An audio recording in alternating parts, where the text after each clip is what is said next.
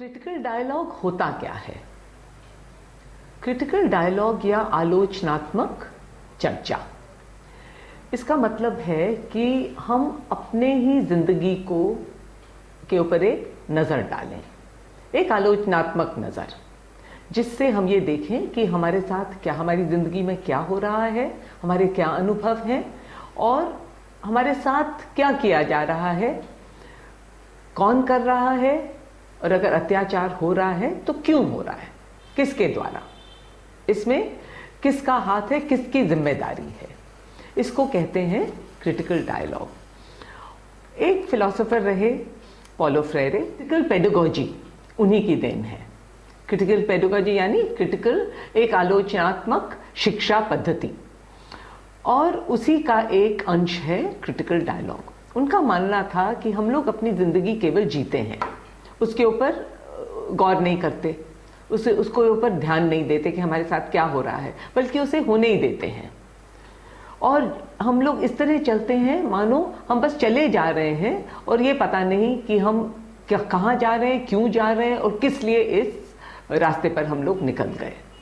उनका मानना था कि अगर हम अपनी ही जिंदगी को पहचानेंगे, अपने को पहचानेंगे, उसके ऊपर गौर करेंगे, एक आलोचनात्मक दृष्टिकोण से उसे देखेंगे, उसे समझेंगे, समाज में हमारी क्या जगह है अगर उसे समझेंगे तो फिर, और उसके बारे में हम लोग बातचीत करेंगे, तो फिर कोई उम्मीद है कि हम अपनी ज़िंदगी में कुछ बदलाव ला सकते हैं, और अपनी ज़िंदगी में बदलाव लाएंगे तो समाज में भी बदलाव आएगी।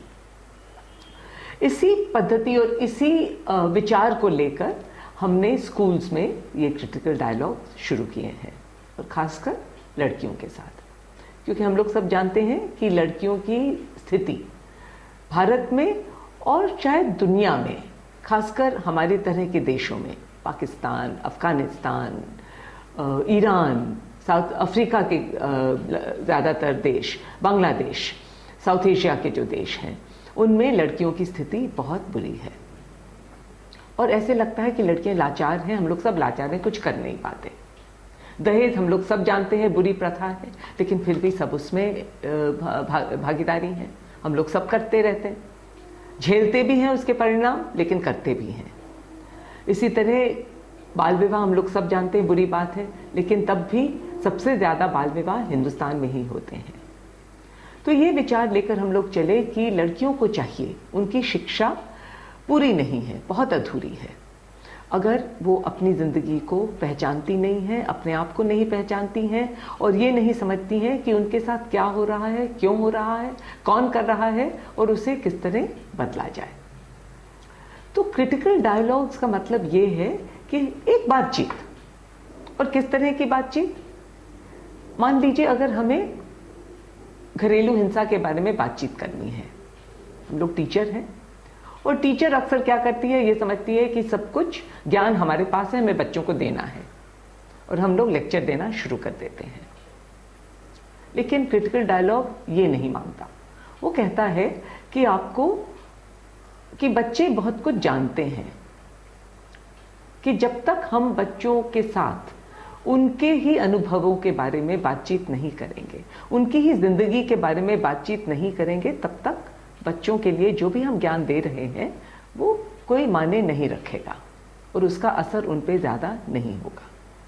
तो मान लीजिए अगर हमें घरेलू हिंसा के बारे में बात करनी है, तो हमें शुरू ये नहीं करना है कि हम बता दें उनको कि घरेलू हिंसा की ये परिभाषा है।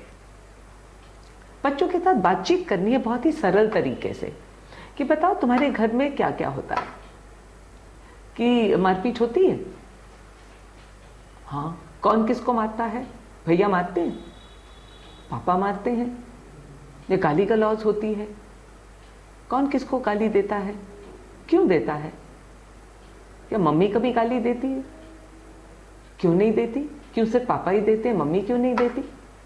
इस तरह के छोटे छोटे सरल सवाल, जिसके जवाब बच्चियों के पास हैं, जो आपको दें, और धीरे धीरे धीरे प्रश्नों द्वारा आप किस तरह बच्चों की समझ को और गहरी करें।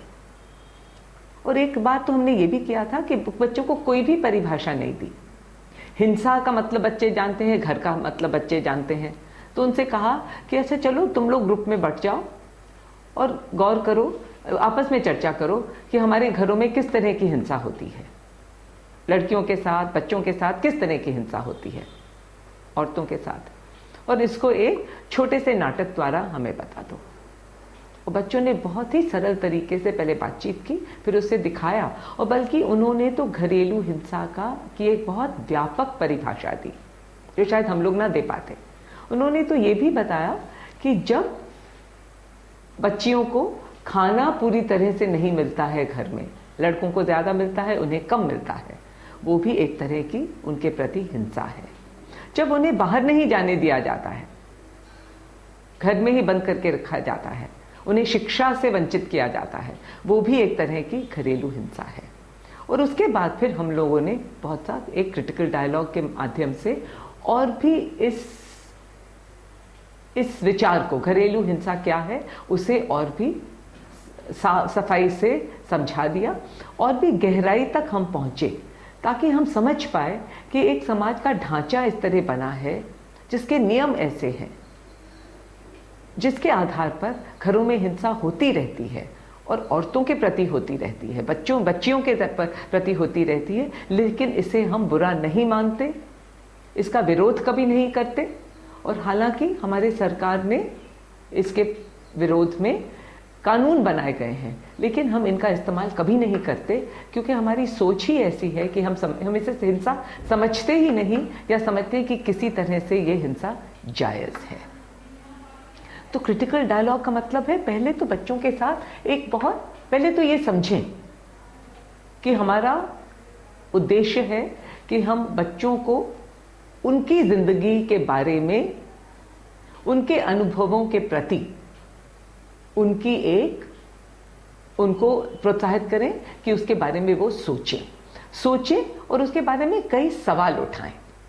इसलिए टीचर का रोल इसमें सिंपल ये है कि पहले तो बहुत सरल सवाल उठाएं बच्चियों से ही, और बच्चे अपने अनुभवों से बहुत सारे उदाहरण दें। अगर घरेलू हिंसा के बारे में बात कर रहे हैं तो ये बता सकें कि हाँ, हमारे पड़ोस में पापा ने उन्होंने मेरी जो दोस्त है, मेरी सहेली है, उसको बहुत जोर से मारा। क्यों मारा? क्योंकि वो कह रहे थे कि तुम अपनी पढ़ाई अब बस खत्म करो और अब तुम शादी कर लो। या वो बाहर चली गई और किसी लड़के के साथ उसे बात ही करते देख लिया, तो उसमें घर में आके उसकी खूब सारी पिटाई हुई। किया कि मेरी मम्मी को तो रोज की रोज पिटाई होती है। क्यों? खाना अगर सही ना बनाया हो, या मान लो वो पैसे मांग रही हैं इनको, या दारू पी के आए हैं, तो जरा सी बात पे उन्हें मारा। क्या मम्मी ने कभी पापा को मारा? नहीं। अरे क्यों नहीं मारा? रोका क्यों नहीं? फिर समझ में आया कि उनको लगता है कि उन्हें ये अधिकार है ही नहीं। तो हम चाहे पहले तो ये कि बच्चों के ही अपनी जिंदगी के बहुत से उदाहरण इकट्ठे करें, ताकि ये साफ हो जाए कि घरेलू हिंसा होती क्या है और उसका एक असली रूप हमारे घरों में क्या नजर आता है।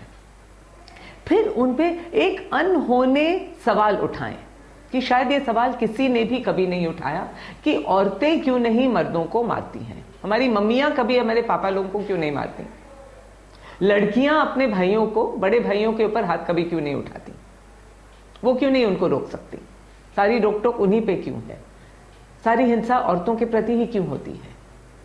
इस तरह के सवाल उठाएं ताकि वो भी सोचे कि हाँ, वाकई ऐसा क्यों है। और ये नियम बनाए किसने? समाज ने बनाए। समाज कौन है? आप और हम। समाज ने तो ये नियम बनाए हैं, लेकिन कानून क्या कहता है? वो भी तो नियम है। और रास्ते जाते हुए अगर हमें कोई मारेगा तो हम रोकेंगे ना, पुलिस में जाके उसकी रिपोर्ट लिखाएंगे।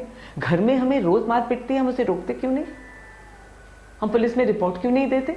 इस तरह के सवाल उठाएं जो कभी शायद बच्चों ने नहीं उठाए हों, और उनके बारे में चर्चा करें।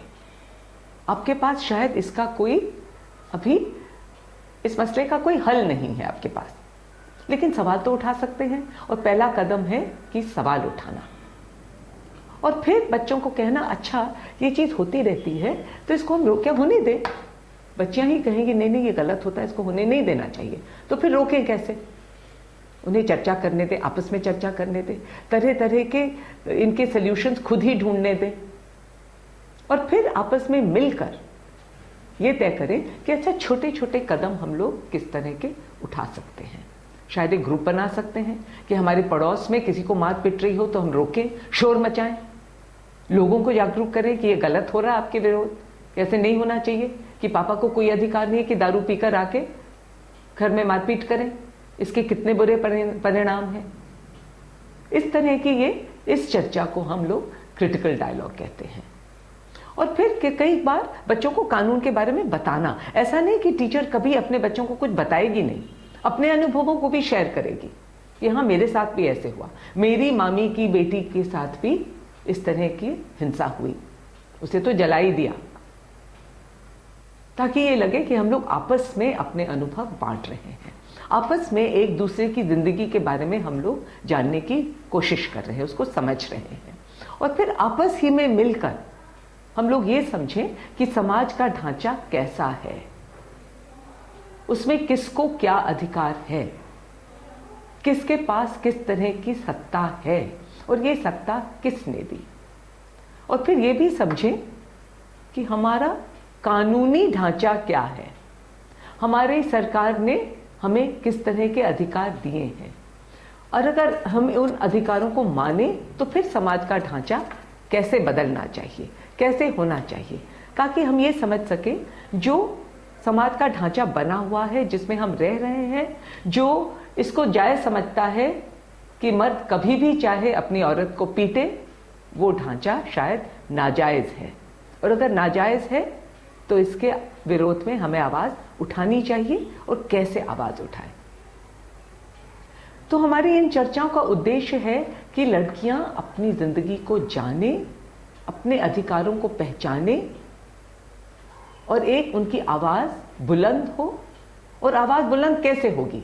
जब वो अपनी जिंदगी के बारे में चर्चा करेंगी तो फिर आवाज को बल मिलेगा, और जब आवाज बलवान हो जाएगी तब वो अपने घरों में भी इसका विरोध कर सकेंगी, और जब बहुत सी बच्चियों की आवाज बुलंद हो जाएगी तब बहुत से घरों में विरोध होगा और बहुत से घरों में एक परिवर्तन आएगा, और शायद इसी से हमारा समाज बदलेगा। तो हम लोगों को इन चर्चाओं की जो अहमियत है, उसकी जो ताकत है, इसको नजरअंदाज नहीं करना चाहिए, इसको पहचानना चाहिए और कोशिश और करते करते करते आप खुद जानिएगा कि किस तरह जब हम लोग चर्चाएं करते हैं तो बच्चों की आवाजें किस तरह निकलती हैं, किस तरह वो और भी इन चर्चाओं में उत्साहित होकर अपने एक्सपीरियंसेस को शेयर करती हैं, अपने अनुभवों को बांटती हैं।